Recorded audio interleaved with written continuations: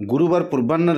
बालेश्वर जिला मत्स्य उपनिर्देशक कार्यालय मत्स्यजीवी मानक सहायता राशि और कार्यादेश प्रदान कार्यक्रम अनुष्ठित हो जाएगी। अवसर में मुख्य अतिथि भाव बालेश्वर सदर विधायक मानस कुमार दत्त जोगदे कार्यक्रम को उद्घाटन कर 47 जन चाषी को सहायता राशि और कार्यादेश प्रदान करथिले। विधायक श्री दत्त वक्तव्य मत्स्य चाषी सरकार विभिन्न योजना संपर्क में आलोकपात करथिले। एही कार्यक्रम में जिला मत्स्य अधिकारी जितेंद्र कुमार बेहरा सभापतित्व करथिया बेले अतिरिक्त मत्स्य अधिकारिणी मीरांबिका साहू अस्मिता पांडे कार्यक्रम को परिचालना करथिले।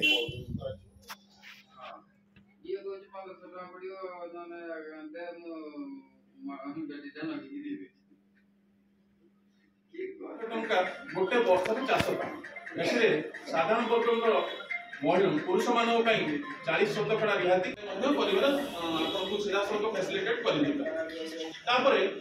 बायोब्लॉक योजना जदि आप दुईटा टैंक आकार राशि आउ किछि गो हेड लेटर आज प्रदान प्रदान कार्यक्रम रे मंच में उपस्थित डीएफओ महोदय चाष को प्रोत्साहन दवा करले मत्स्य चाष प्रस्तावित हो पारिबो नहीं। सरकार को स्तर रे भी उद्यम हेबो, आपण मानक स्तर रे भी उद्यम होवा आवश्यक अछि। आपण मानकर उद्यम कोन? मत्स्य चाष जेहेतु बालेश्वर रे एक सुदीर्घ बेलाभूमि अछि, गोटे लंबा कोस्टल अछि, नदी सारे जेते मत्स्य चाष हुए मत्स्य उत्पादन हुए केवल 15 भाग से बालेश्वर उत्पादन हुए। तेणु आपण मानक ये कथा कहबार अभिप्राय आपण माने आज एठी बसिकी संकल्प करिवे कि जो आधार रे आपण माने माछ चाष करिकी सरकार योजना रे लाभान्वित हेले आपण माने समस्ते गाँव रे आउ 5 जन चाषी को सही आधार रे लाभान्वित करिवे। एठी बसिकी आपण माने समस्ते संकल्प करिवे। अधिकांश समुद्र चाषी को भी भेटिछि, मत्स्य चाष करचंती जो माने उत्पादन करचंती निज गड़िया रे आ जो माने नदी रे भी माछ मारिबा को जाउचंती। अनेक पाखरे सरकार नाना विधि योजना विषय रे कौनसी अवगत ही नांती, से माने जानी ही नांती। जने चाषी कुलारिया पंचायत मुता कहूची आपण माने जो माने आज लाभान्वित हेले तांकर गुरु दायित्व कि से माने आउ 5 जन को केमिति लाभ पहुंचेबे सेति पई आज समस्त एटी संकल्प करिकि जिवे। विशेष भाव ताको अनुरोध मध्य करूछु। एबे हमर मत्स्य चाष पई आपण चिंता करंतु माछ चाष को जाउछथि तांको पई भी सरकार सहयोग राशि देउछथि। हम एठी बहावलपुर आ बलरामगढ़ी ये दुईटा रे मत्स्य जेटी माछ पोताशय हार्बर को बढ़ार काम रे लागि छै। बलरामगढ़ी रे पाखा पाखी अधा काम होई सारलानी आ बहावलपुर रे आर मास काम आरंभ होबा को जाउछ, जोथिरे 25,000 मेट्रिक टन माछ आमे सेठी उत्पादन करूथले। ये दुईटा मिसिकी आगामी वर्ष रे ओडिसा रे आमे रेकॉर्ड करिबु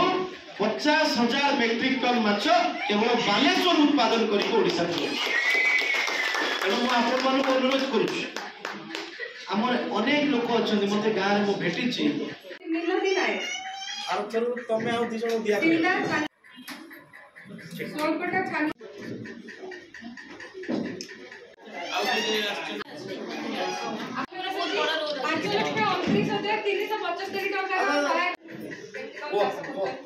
सब जिते भी आम जाऊ सब कहते लोक मान पाखे आमर पहुँचुनी स्कीम पहुँचुनी देखो आज बालेश्वर मत्स्य जो कार्यालय अच्छी ए बालेश्वर सदर निर्वाचन मंडली रे पाखापाखी 50 जन चाषी पाखापाखि 77 लक्ष टंकार प्रोत्साहन राशि आज बंटन करागला। एरिएटर बाबद को पोखरी खोला बाबद को आइस बस बाबद को एवं विभिन्न योजना रे जो माँ माने एसएसजी ग्रुप माने भी जो पॉन्ड टैंक रे लगी कार्यरत अच्छा भी मध्य प्रोत्साहन आज दि जाइए जो माने सुखुआ खोला करुचंती से भले एसएसजी ग्रुप मानक भी आज प्रोत्साहन राशि प्रदान करागला मु आपण माध्यम रे बालेश्वर वासी को विशेष करी जो माने माछ चाष सहित जड़ित अच्छा मु तांकु केवल एतिकी निवेदन करुचे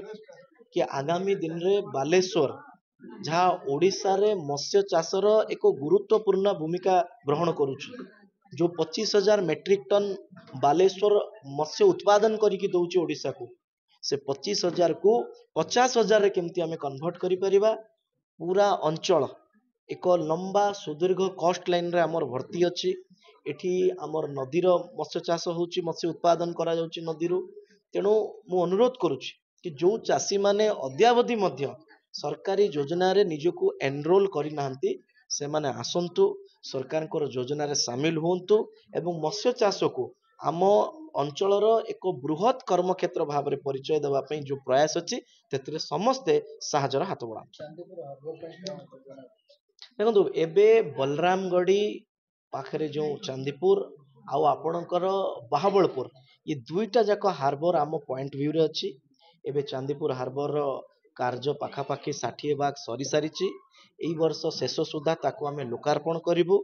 बाहाबलपुर रो कार्य मध्य एनवायरनमेंट क्लियरेंस पई दिया जाइछि जेते शीघ्र एनवायरनमेंट क्लियरेंस आसीबो आमे ता कार्य मध्य आरंभ करू मु श्री जितेंद्र कुमार बेहरा डिस्ट्रिक्ट फिशरी अफसर बालेश्वर अच्छे आज कार्यक्रम में आम विभिन्न प्रकार जो सहायता राशि अच्छी प्रोत्साहन राशि चाषी मान से राशि को आम माननीय विधायक कर कमल से चाषी मान को आम देचु नुआ टैंक की सब्सिडी व्यवस्था अच्छी MMKY माध्यम योजना अच्छी MKY मुख्यमंत्री कृषि उद्योग योजना गो हेड लेटर आम देचु आम रिवॉल्विंग फंड जरिया माँ मान जो मैंने माछ चाष सहित जड़ित अच्छा से 10,000 टंका लेखार चेक देवार बंदोबस्त करूँ सीड ग्रोइंग जो मैंने करें आम ये योजना अंतर्भुक्त करूँ आउ WSG मेंबर मैंने जो अच्छा ग्राम पंचायत पोखरी माछ चाष करुँच चेक आकार सहायता राशि प्रदान करें आम आज 30टा स्कीम रे आम 47 लोक आमंत्रण करूँ आम 76,26,000 टंकार सहायता राशि आज प्रदान करूँ।